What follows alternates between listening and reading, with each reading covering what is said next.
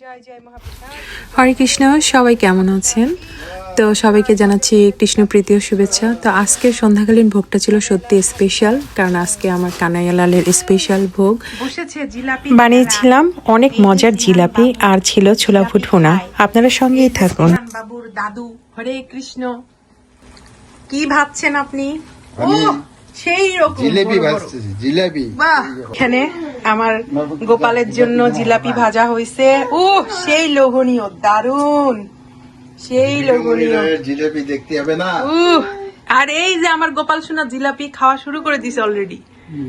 ও বাবা, কেমন মজা, ইয়ামি। ও আমার গোপাল সোনার মুখ দেখে বুঝতে পারছেন ইয়ামি হচ্ছে সেই। দেখি তো মুখটা দেখি কি রকম। যারা যারা জিলাপি প্রসাদ পেতে চান চলে আসুন তাড়াতাড়ি এই যে জিলাপি প্রসাদ পাওয়ার জন্য। ওয়াও, আর এখানে কি আছে? এখানে পনির আছে, পনির দিয়ে হবে শাহী পনির। খুবই সুন্দর প্রসাদ। জয় মহাপ্রসাদ কি জয়, হরি বল, হরে কৃষ্ণ। তো আজকের সন্ধ্যাটা সত্যি কৃষ্ণের কৃপায় অনেক আনন্দময় ছিল, কারণ এত বছর পরে আমি আমার মা বাবাকে সাথে নিয়ে এইভাবে সন্ধ্যার প্রসাদ পাচ্ছি সবাই মিলে।